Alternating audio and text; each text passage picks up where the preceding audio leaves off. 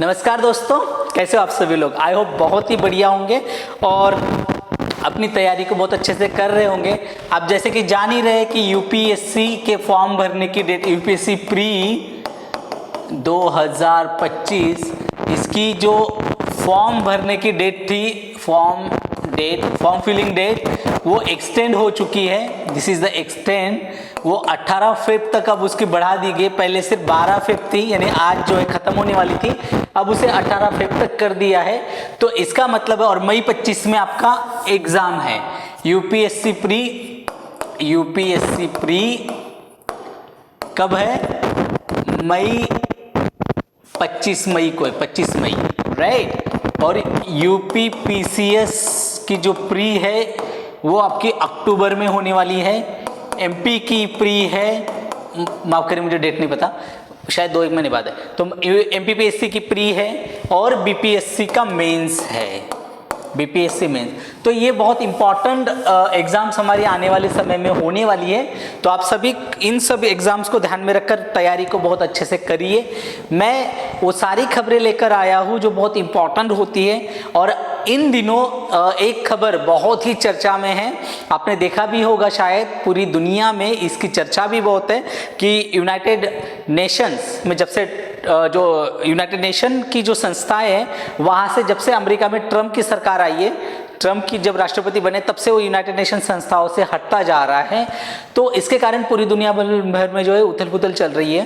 वो डब्ल्यूएचओ से पहले हटा, राइट। फिर उसने जो है पेरिस एग्रीमेंट से उसने अपने आप को अलग कर लिया, पेरिस एग्रीमेंट से अपने आप को अलग कर लिया। फिर उसकी जो इमिग्रेंट पॉलिसी है, देखा हमने किस तरह से भारत से गए हुए अवैध तरीके से, डोंकी रूट से जो लोग गए हुए थे, उनको किस तरह से कैदियों की तरह हाथों में पैरों में बेड़ियां बांध कर इंडिया भेजा गया। और ये हमारे देश के लिए बड़ी शर्म की भी बात है, हम लोगों के लिए, कि वो सिर्फ भेजे ही नहीं गए, उसी वीडियो को ट्रम्प, उसकी बेटी इवांका ट्रम्प और वहाँ के ऑफिशियल्स ने पूरी दुनिया भर में अपने ऑफिशियल सोशल मीडिया अकाउंट से शेयर भी किया और कहा कि दुनिया को ये मैसेज दिया कि इस तरह से ही हम पूरी दुनिया के अवैध प्रवासी है जो अमेरिका में बैठे हुए, उनके साथ हम उनका हश्र करेंगे। भारत के 18,000, अमेरिका कहता है कि 18,000 अवैध प्रवासी अभी अमेरिका में हैं। तो ये one of the largest background on that. So there is lot of important news from exam perspective. That's why we are going to discuss about the the important institutions, important decisions took by President Trump. So UNHRC, United nation human right council, UNR, right. तो ये वहां से जो है हटा है।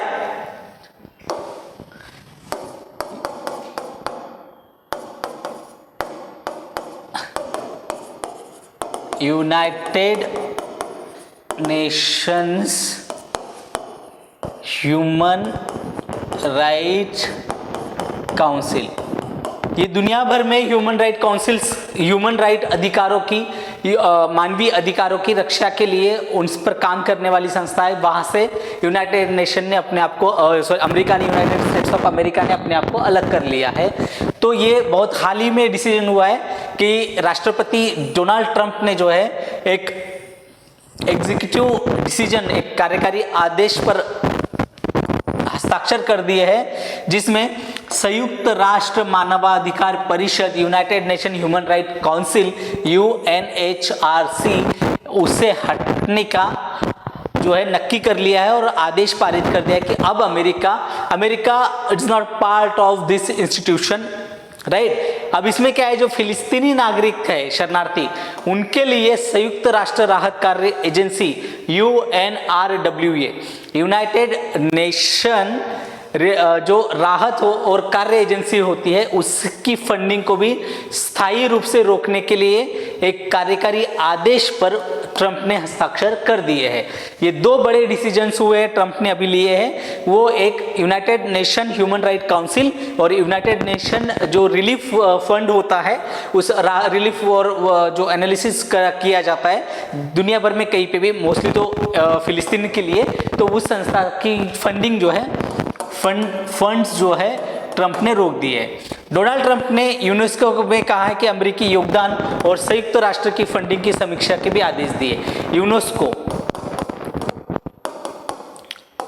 जो environment and उसके प्रोटेक्शन के लिए क्या होती है, विरासत जो धरोहर के लिए, और उसकी समीक्षा और संयुक्त राष्ट्र को जो फंड अमेरिका देता है उसके भी फंड की रिव्यू करने के आदेश उसने दे दिए। जनवरी 2025 में सत्ता में आए हैं डोनाल्ड ट्रंप, तब से इसने जो है पूरा का पूरा उलट पुलट करके रख दिया है। कई टैरिफ लगा रहा है, इतनी हेवी टैरिफ। अब पता है दुनिया भर में ये कहा जा रहा है कि ट्रंप जो है, ट्रंप दुनिया को क्या देगा, टैरिफ वॉर। इसने टैरिफ वॉर छेड़ दी है, जंग छेड़ दी है एक तरह से, एक तरीके से हर जगह, राइट। और यहाँ से जो संयुक्त राज्य का जो है सभी अंतर्राष्ट्रीय संगठनों से अपना योगदान की समीक्षा भी अमेरिका अब करेगा। Not only but United nation and it's organs, जितने भी इंस्टीट्यूशंस है United Nations and it's institutions, वो सारे के सारे इंस्टीट्यूशंस में अमेरिका सबसे ज़्यादा पैसा देता है। अगर मान लीजिए, ऐसे ही मैं एक हाइपोथेटिकल एग्जांपल दे रहा हूँ, अगर मान लीजिए पूरी दुनिया में यूनाइटेड नेशन को 100 रुपये मिलते हैं तो उसमें 70 से 80 रुपये जो है अकेला अमेरिका देता है। तो ये कहना है डोनाल्ड ट्रंप का कि हम अपने पैसे से अब दुनिया भर में इन कामों के लिए हम पैसे नहीं देंगे, राइट। तो यही चीज़ जो है बहुत अमेरिका के कारण, अमेरिका में मतलब अमेरिका के कारण दुनिया भर में जो है इन्वायरमेंट को लेके, जो हेरिटेज, जो हिस्टोरिकल हेरिटेजेस है उसको लेकर, उसके बाद जो बच्चों के लिए कार्यक्रम चलते हैं उसके लेकर, मतलब जितने भी प्रोग्राम्स है उन प्रोग्राम्स का काम जो है पूरा का पूरा बाधित होने की कगार पर है, हो ही रहा है, राइट। दुनिया की सबसे बड़ी अर्थव्यवस्था है संयुक्त राज्य अमेरिका, और इसमें लगभग 22% यूनाइटेड नेशन का जो टोटल बजट है उसमें, मतलब टोटल बजट का, संयुक्त राष्ट्र का बजट बहुत बड़ा होता है अरबों डॉलर्स में, तो वहाँ जो है वो 22% का योगदान देता है। UNHRC में भाग नहीं लेने से जो है उसको अब चुनाव भी नहीं लड़ना पड़ेगा, और जो सचिव है UNHRC में, वो जो संयुक्त राज्य अमेरिका के जो प्रतिनिधि कार्यालय को जो है वो समाप्त कर देगा, और UNHRC में अमेरिका के जो प्रतिनिधि है उसको समर्थन देने के लिए भी अब किसी भी पद को जो है समाप्त कर सकता है। मतलब ये जो लीगल, ये जो बॉडी है UNHRC, उसमें जो चुनाव भी उसको अब कराने की जरूरत नहीं, क्योंकि वो he is not part of any more like that, right. And even उसको समर्थन देने के लिए जो ऑफिस है उसको भी वो अब खत्म कर सकता है। UNRWA की भी बात मैं कर रहा हूँ, उसको धन देना वो फिर से नहीं शुरू करेगा। ये फिलिस्तीनी जो पैलेस्टाइन के जो हमारा इजराइल बना है, इजराइल पैलेस्टीन की बात है। इजराइल पैलेस्टीन के क्योंकि इजराइल के तो कोई लोग थे नहीं, वो पैलेस्टीन का ही जो एरिया था वहाँ जाके इजराइल के लोग बस गए और देश बन गए। फिर वहाँ से जो पैलेस्टाइन के लोग निकले, जो गाजा और यहाँ अब रह संघर्ष चल रहा है, वहाँ जाकर जो है यूनाइटेड नेशन, ये जो राहत और एजेंसी है, ये राहत एजेंसी वहाँ पर काम करती है, और अब जो है ये इसका राहन पोषण जारी रखने का जो काम था, जो पैसों से था, अमेरिका उन पैसों को रोक लगा रही है। UNRWA से वापसी, राइट। और फिलिस्तीनी शरणार्थियों के लिए था ये, मोस्टली फिलिस्तीनी शरणार्थियों के लिए राहत और कार्य एजेंसी, राइट। इसको फंडिंग को भी उसने रोक दिया है। डोनाल्ड ट्रंप ने 2018 में जो पहली बार बने थे प्रेसिडेंट, उसके बाद भी उन्होंने बनते ही UNRWA और बाकी संस्थाओं से अपने आप को अलग कर लिया था, पर ऐसा नहीं कि काम बंद हो गया। बट जब जो बिडेन आए, उन्होंने तुरंत जो है इसे सब इनके फैसलों के उलट दिया था, और वो पेरिस एग्रीमेंट और बाकी सभी संस्थाओं में वापस चले गए थे। तो ऑब्वियसली जब इनका 4 साल का कार्यकाल खत्म हो जाएगा, तो नया प्रेसिडेंट आएगा, वो अपने आप को वहाँ अमेरिका को फिर से ले आएगा। 2024 में जो बिडेन, जो फॉर्मर प्रेसिडेंट है अमेरिका के, उन्होंने यूएनआरडब्ल्यू को जो फंड देना बंद कर दिया था, क्योंकि कुछ कर्मचारियों को यूएनआरडब्ल्यू के कर्मचारियों को 7 अक्टूबर 2023 को इजराइल में जो हमास हमला हुआ था उसको शामिल होने का पता चला था, जिसके बाद गाजा और लेबनान में युद्ध छिड़ गया था। तब जो है जो बिडेन ने इसको पैसा रोक दिया था, वैसे 2024 में इसको रोक दिया था, क्योंकि ये जो यूएनआरडब्ल्यू संस्था है उसी के कुछ अमेरिकी लोगों ने वहाँ जो पैलेस्टीन जो कर्मचारी थे 7 अक्टूबर 2023 में इजराइल हमास हमले में शामिल होने की उनकी जो है पता चला था, इसलिए वो फंडिंग को रोक दिया गया था। वो फंडिंग बिडेन ने ही स्टॉप कर दिया था, जो बाइडेन ने ही स्टॉप कर दिया, जो बाइडेन जो भी आप बोलना चाहते हैं। 2022 की अगर बात करें तो 343 मिलियन डॉलर और 2023 में 422 मिलियन डॉलर की फंडिंग के साथ जो अमेरिका है वो यूएनआरडब्ल्यू का सबसे बड़ा दाता बन गया था, सबसे बड़ा फंड देने वाला देश बन गया था। 2024 की बात करें तो इजरायली संसद जो नेसेट है उसने इजराइल से यूएनआरडब्ल्यू के संचालन को रोकने के लिए एक कानून भी पारित किया था, जो 2 जनवरी 2025 में लागू हो गया था। अगर बात करें इस संस्था की यूएनआरडब्ल्यू की अगर बात करें तो अब ये पूरे के पूरी भविष्य में किसी भी तरह की फंडिंग पर अगर ट्रंप ने रोक लगा दी है, अब इससे होगा क्या? देखिए 2 चीजें तो फर्स्ट है, ट्रंप ने अपने आप को इतने वादे किए हुए हैं अमेरिका की जनता से कि उसको वो निभाना बड़ा मुश्किल है। और दूसरी बात क्या है कि दुनिया भर में एक पॉपुलर सरकारों का उदय हो रहा है जो बहुत पॉपुलर घोषणाएं देते हैं और अपने आप को प्रोटेक्टिव पॉलिसी की बात करते हैं कि अमेरिका सिर्फ अमेरिकन के लिए, राइट, फ्रांस सिर्फ फ्रेंच लोगों के लिए, जर्मनी सिर्फ जर्मन लोगों के लिए, या इस तरह की जो पॉलिसी आ रही है, प्रोटेक्टिव पॉलिसीज हर देश अपना रहा है। और जो राइट विंग और जो एक्सट्रीमिस्ट टाइप के लोग हैं जो बहुत ऐसी बात उथल पुथल की बात करते हैं, वो दुनिया भर में सत्ता में वापसी कर रहे हैं, सत्ता में आ रहे हैं, जैसे डोनाल्ड ट्रंप की वापसी, ये बहुत बड़ा संकेत है। तो ये चीजें जो है इसके कारण आगे अब फंडिंग फिर से शुरू होगी, इसकी बड़ी कम ही संभावना नजर आ रही है। ऐसा होने से जितने भी फिलिस्तीनी और पैलेस्टाइनी के जो वहाँ बच्चे हैं या बूढ़े हैं, औरतें हैं या जो भी निर्दोष मनुष्य है, निर्दोष लोग हैं, उन लोगों की जो राहत कार्य है, राहत कार्य में बाधा निर्माण होगी, राहत कार्य पूरा का पूरा डिस्टर्ब होगा, राइट। अगर इसके संदर्भ में देखें यूएनआरडब्ल्यू के, तो ये 1949 में स्थापित हुआ था एक सहायक एजेंसी के रूप में, और 1 मई 1950 से ये एक्टिंग में आया था, यानी कि कार्यरत हुआ था। ये यूनाइटेड नेशन द्वारा जो फिलिस्तीनी शरणार्थी की मदद के लिए इसे मोस्टली बनाया गया था। कब? 1948 में जब अरब इजराइल युद्ध हुआ था, बहुत फेमस युद्ध है, कभी हिस्ट्री के उस चैप्टर को जरूर पढ़िएगा। और उसके दौरान जो फिलिस्तीनी नागरिक वहाँ से भाग आए थे या भगा दिए गए थे इजराइल के द्वारा, और वहाँ उस एरिया में जहाँ फिलिस्तीनी जो नागरिक ऑलरेडी रह रहे थे, वहाँ आज इजराइल ये देश बना हुआ है। तो उन्हीं नागरिकों के लिए ये यूएनआरडब्ल्यू संस्था काम करती थी। और ये फिलिस्तीन का जब यूनाइटेड नेशन के द्वारा पैलेस्टाइन का विभाजन हुआ और इजराइल नाम का एक देश बना, तब से ही ये संस्था कार्यरत है, राइट। अपार्ट फ्रॉम ये गाजा बहुत चर्चा में था, मैंने पढ़ाया था, वेस्ट बैंक और जो पूर्वी जेरूशलेम है, उसके साथ साथ सीरिया, जॉर्डन, लेबनान, इन देशों में जो पैलेस्टाइन शरणार्थी गए हुए, उनके स्वास्थ्य, शिक्षा, भोजन, आश्रय, उनके जो बच्चे हैं अभी, उन सभी के लिए, जनरेशन के लिए काम करते हैं। क्योंकि भाई इस एरिया में मान लो आपने कहीं कहा कि भाई हमारे पूर्व ग्रंथों में लिखा हुआ है कि हमारा यहाँ पे देश हुआ करता था, अब आपने काट दिया, अब यहाँ तो जो लोग रह रहे थे वो तो कहीं जाएंगे ही ना भाई, तो वो जहाँ गए उनके लिए संस्था काम करती है। अब कोई भी व्यक्ति जिसका सामान्य निवास स्थान 1 जून 1946 से 15 मई 1948 के अवधि के दौरान फिलिस्तीन में था, जहाँ आज इजराइल बना हुआ है, और जिसने 1948 में अरब इजराइल संघर्ष के दौरान या उसके कारण अपना घर, अपनी आजीविका, अपना देश छोड़कर उनको सारे के सारे संसाधन व्यवस्था छोड़ के जाना पड़ा, ऐसे लोगों के लिए ही ये संस्था काम करती है।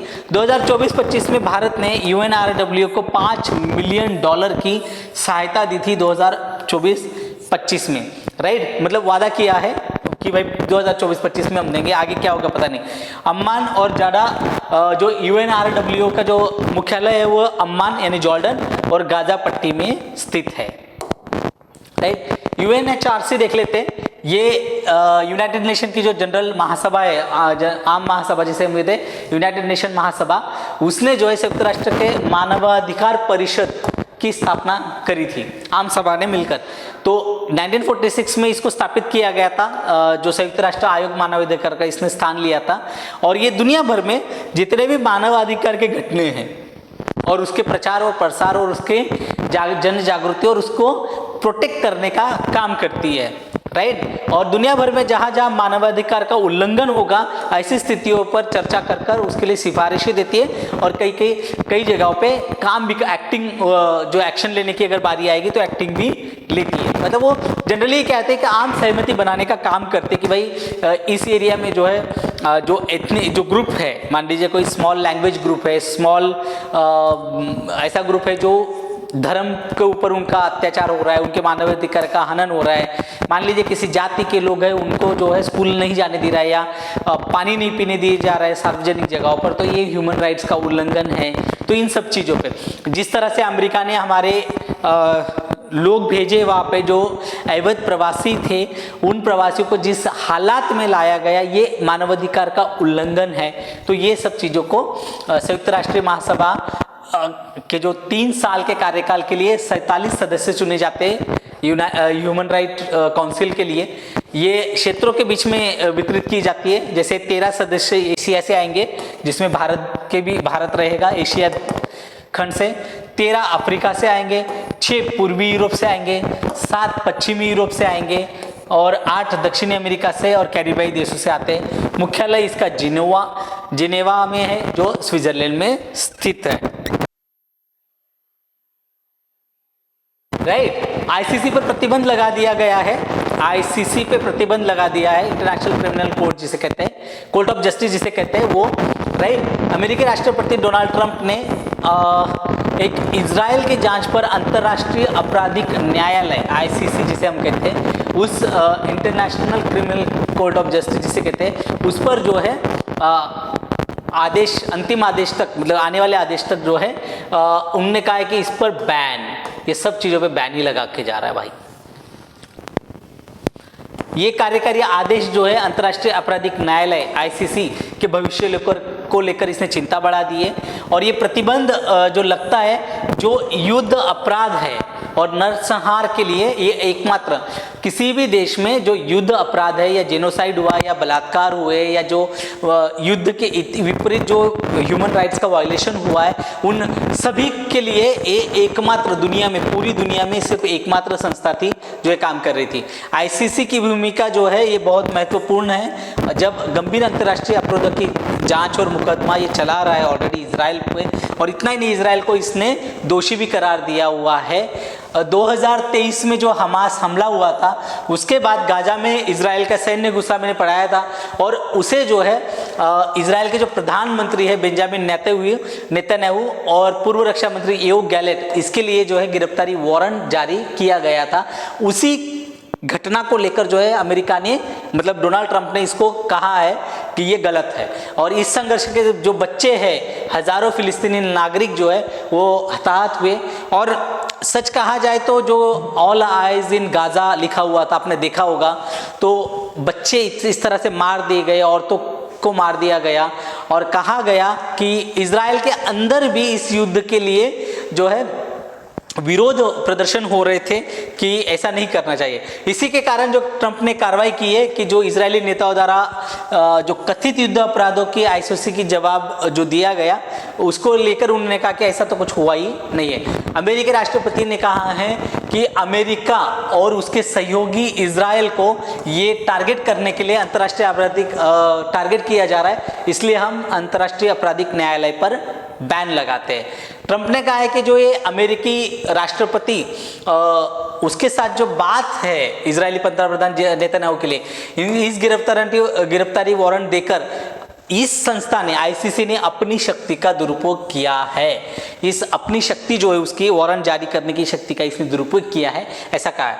और कहा है कि न तो संयुक्त राज्य, मतलब अमेरिका और ना ही इजराइल आईसीसी के अधिकार क्षेत्र को मान्यता देता है। इसके कारण अदालत जितनी भी ये जो आईसीसी है उसके कार्य को नाजायज और निराधार बताता है कि ये तो it's is very baseless, because हम आईसीसी को मानते ही नहीं, राइट। जब हम अंतर्राष्ट्रीय आपराधिक न्यायालय को हमारा ज्यूरिडिक्शन मानते ही नहीं है, हमारा अमेरिका और इजराइल इस क्षेत्र में आता ही नहीं, तो उसका कानून हम पे लागू ही नहीं हो सकता।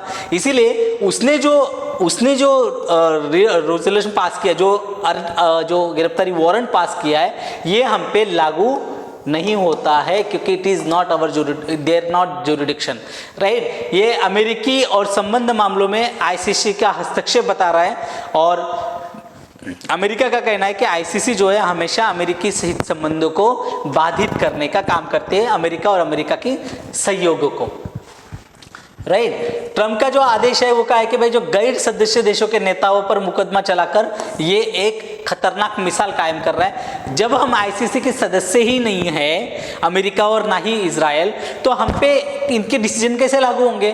तो जब हम इनके सदस्य ना होते हुए भी हम पर जबरदस्ती थोप रहे, तो ये बहुत खराब मिसाल कायम कर रहे हैं, राइट। आईसीसी की कार्रवाई जो है अमेरिका के करीबी सहयोगी पर सीधा हमला माना जाएगा, और नेतन्याहू को निशाना बनाना हम बर्दाश्त नहीं करेंगे। ये it is not this is not a tolerate, we are not going to tolerate this kind of actions, because we are not part of this institution, we are not official member, so how can you impose us, right, how can you send arrest warrant to us, right. और ये America और अमेरिकी सहयोगी देशों पर सीधा हमला है, ये साजिश है अमेरिकन अलायंस के खिलाफ, राइट। ये जो सैन्य अभियान है उसके लिए जवाबदेह ठहराने से सावधान रहिए। अमेरिका जो है, अमेरिका ने जितने भी पूर्व में जो युद्ध लड़े हैं दुनिया भर में जाके, वहाँ अमेरिकी सैनिकों को, अमेरिकी के नेताओं को आईसीसी ने हमेशा युद्ध गुनहगार ठहराने की कोशिश की है, ऐसा आरोप डोनाल्ड ट्रंप ने आईसीसी पे लगाया है, राइट। अंतर्राष्ट्रीय आपराधिक न्यायालय के बारे में जान लेते हैं। एक स्थायी न्यायिक संस्था है ये, स्थायी न्यायिक संस्था। इसे 17 जुलाई 1998 को 120 देशों द्वारा अपनाया गया और 1 जुलाई 2002 को ये लागू हुआ। इसका मुख्यालय हेग में है, जो नीदरलैंड में स्थित है। सदस्य देश 124 है। भारत, अमेरिका, चीन और रूस जो है इसके गैर सदस्य देश है, मतलब हम सपोर्ट करते हैं बट हम सदस्य नहीं है। फिलिस्तीन 2015 में 123वां देश बना, और मलेशिया 2019 में 124वीं राज्य पार्टी यानी देश पार्टी के रूप में शामिल हुआ। न्यायालय में 18 न्यायाधीश है। अलग अलग सदस्य देश से 9 साल के कार्यकाल के लिए ये लोग चुने जाते हैं। आगे देखते हैं। 1 जुलाई 2002 या उसके बाद जितने भी अपराध हुए दुनिया भर में, ये सिर्फ उसी को देखता है। 2002 के पहले के अपराधों से ये बात नहीं करता है, उसका ज्यूरिडिक्शन नहीं है। वो आपराधिक भाषाएं अंग्रेजी, फ्रेंच, अरबी, चीनी, रूसी और स्पेनिश, ये इसकी ऑफिशियल लैंग्वेजेस में काम करता है। आईसीसी के निर्णय बाध्यकारी है, लेकिन इसका कोई पुलिस बल है नहीं। मान लो इसने अगर कोई, जैसे बेंजामिन नेतन्याहू का ही बात देख लो, अरेस्ट वारंट जारी कर दिया, अरेस्ट थोड़ी कर पाए, क्योंकि कोई पुलिस ही नहीं, तो अरेस्ट कैसे करेंगे? ये गंभीर अंतर्राष्ट्रीय अपराधों और ऐसे व्यक्तियों की जांच करता है, मुकदमा चलता है, और ये अपने आप की पहली अंतर्राष्ट्रीय न्यायालय है। रोम कानून कहा जाता है, क्षेत्राधिकार रोम कानून इस अपराधों को 4 मुख्य श्रेणियां भी प्रदान करता है, राइट। और 4 कौन सी है? ये रही है। संदिग्धों की गिरफ्तारी करता है, जो आत्मसमर्पण के लिए राज्य के सहयोग, देश, राज्य माने देश होता है पॉलिटिक्स में, country, right. This is the political world. हम राज्य माने यूपी बिहार समझते हैं, बट राज्य माने इंटरनेशनल लेवल पर देश को कहा जाता है, राइट। ये इस पर निर्भर करता है। संयुक्त राष्ट्र के साथ संबंध कैसे है ये भी देखा जाता है, क्योंकि आईसीसी एक संयुक्त राष्ट्र संगठन नहीं है, बट इसका संयुक्त राष्ट्र समझौता है। आईसीसी केवल अपराधों की जांच करता है, मुकदमा चला सकता है, बट जो न्यायिक प्रणाली है वो कथित अपराधों के लिए वास्तविक जांच या अभियोजन नहीं चलाती है, राइट। और नरसंहार, युद्ध अपराध, मानवता के खिलाफ अपराध, आक्रामकता के अपराध, आरोपी व्यक्ति की जांच करना, मुकदमा चलाना और फैसला सुनाना इसके जुरिडिक्शन में आता है, बट बाध्यकारी हो इस पे डाउट है क्योंकि इनकी कोई पुलिस बल है नहीं। अब ये सुनवाई कब कर सकता है? जब दोनों देशों में से, जब कोई दो दोनों में से एक देश जहां अपराध किया गया हो या अपराधी का मूल देश रोम संविधि का एक पक्षकार हो। मतलब मान लीजिए जैसे चीन और पाकिस्तान का युद्ध छिड़ जाता है, ये कभी होगा कि नहीं मालूम नहीं, पर मान लीजिए तो चीन के नागरिकों ने मान लीजिए जैसे पाकिस्तान में कोई उत्पात मचाया है, ह्यूमन राइट का वायलेशन किया है, तो पाकिस्तान के नागरिक जो है यहाँ अपनी जो है बात के लिए जा सकते हैं। अब चीन तो गैर देश है फिर भी जा सकता है, और पाकिस्तान मान लीजिए वो भी गैर देश है, तो अगर वो रोम संविधि जो है उसके अंतर्गत अगर ये आता है तो फिर वहाँ जो है इसका मुकदमा लिया जा सकता है, ये पॉसिबल है, राइट। गिरफ्तारी वारंट जारी कर सकते हैं, बट उसके लिए आईसीसी में स्थानांतरित करने के लिए भी वो देशों पे निर्भर करना पड़ता है। मान लीजिए अब जैसे चीन के शी जिनपिंग के खिलाफ ऑर्डर निकाल दिया, मजा आता है थोड़ा सा मुझे इसीलिए बोल रहा हूँ भाई, ठीक है, शी जिनपिंग के खिलाफ ऑर्डर निकाल दिया, बट अगर चीन बोले नहीं मानते हम, ओके भाई मत मानो, तो ये ऐसी अदालत है। बट इसका अपना जो है क्या होता है, ये दुनिया की पूरी दुनिया की नजर में आ जाता है, हाईलाइट हो जाता है, हाईलाइट, क्योंकि ये बहुत हाईलाइट्स हो जाता है कि ये बहुत जांच उतनी उस तरह से करते हैं, तो ये एक मॉरल रिस्पॉन्सिबिलिटी आ जाता है। आईसीसी के उल्लेखनीय कार्य कौन से हैं? यूक्रेन जनवरी 2025 में आईसीसी का सबसे नया सदस्य बना। अदालत ने अपनी स्थापना के बाद 11 व्यक्तियों को दोषी ठहराया था, राइट। उल्लेखनीय मामलों में कांगो के सरदार थॉमस लुबंगा शामिल हैं, जिनको 2012 में बाल सैनिकों की भर्ती के लिए सजा सुनाई गई थी, और बोस्को के नटगांडा में जो कांगो की जातीय हिंसा हुई थी उसकी भूमिका के लिए 30 साल की सजा सुनाई थी, और 2021 में डोमिनिक ओंगवेन को युगांडा में युद्ध अपराधों में शामिल होने के लिए दोषी ठहराया गया था। तो ये उसके उल्लेखनीय कार्य हैं। प्रतिबंधों का महत्व कहाँ है? देखो बहुत ज़्यादा महत्व है इसके। तो एक तो इजराइल के खिलाफ ये जो जांच चल रही है, राइट, और उस अधिकारी के लिए ठोस और महत्वपूर्ण परिणाम की धमकी जो है अमेरिका ने दी है कि आईसीसी में अंतर्राष्ट्रीय आपराधिक न्यायालय, क्रिमिनल कोर्ट जिसे कहते हैं, ये जो है इसमें जितने भी लोग शामिल हैं अमेरिकी नागरिक, उन अमेरिकी नागरिकों को कड़ी कार्रवाई का मुकाबला करना पड़ेगा, ऐसा ट्रंप ने कहा है। आईसीसी के अधिकारी और उनके सहयोगी जो भी है, आईसीसी के जो अधिकारी है उनके सहयोगी है, उनकी जितनी भी संपत्तियां अमेरिका में है उस अमेरिकी संपत्ति को जब्त या फ्रीज कर सकते हैं। साथ ही साथ ऐसे व्यक्ति जो आईसीसी के अभियोजकों और उनके परिवार के जो सदस्य हैं उनको अमेरिका में एंट्री करने के लिए बैन किया जा सकता है, और आईसीसी की जो भी जांच और सहायता करने वाले व्यक्ति या संगठन है उनको अमेरिकी कानून के तहत कानूनी प्रक्रिया से गुजरना पड़ सकता है, उनको सजा भी हो सकता है। साथ ही साथ अफगानिस्तान में 2020 में ट्रंप ने अफगानिस्तान में जो अमेरिकी युद्ध अपराधों की जांच बिठाई थी उसके लिए फैतो बेंसोदा के खिलाफ इसी तरह के प्रतिबंध उन्होंने लगाए थे। तो इसीलिए जो है अभी डरा जा रहा है कि आईसीसी के जितने भी सदस्य मेंबर हैं वो कड़ी कार्रवाई के लिए तैयार रहे। इस तरह का सीधा सीधा इशारा जो है अमेरिकी राष्ट्रपति डोनाल्ड ट्रंप ने कर दिया है। ये बहुत इंपॉर्टेंट है अमेरिका, क्योंकि अभी आप जान रहे हैं कि अमेरिका के टूर पर मोदी जी जाने वाले हैं। और prime minister mister Modi will join American tour, right, USA tour पे जाने वाले हैं, यूएसए टूर पे। सो आपको ये पता होगा कि अभी जो है अभी हाल फिलहाल में जो इमिग्रेशन वाली जिस तरह से लाए गए वो मुद्दा काफ़ी उठेगा। अवैध प्रवासियों को जिस तरह से हाथों में हथकड़ी, पैरों में बेड़ियां बांध कर लाया गया, 40-40 घंटे बाथरूम भी नहीं जाने दिया गया। कई ऐसे लोग भी हैं जो तो वीज़ा पे गए हुए थे, उनको भी ज़बरदस्ती इलीगल इमिग्रेशन बताकर लाया गया। तो उन सभी ये बड़े बैकग्राउंड पर, अमेरिका के इस बड़े बैकग्राउंड पर जो है मोदी जी टूर पर जाने वाले हैं। तो चलिए आज के लिए हम यही रोकेंगे। आप सभी लोग जो है क्लासेस को लाइक और शेयर कर लीजिए। धन्यवाद।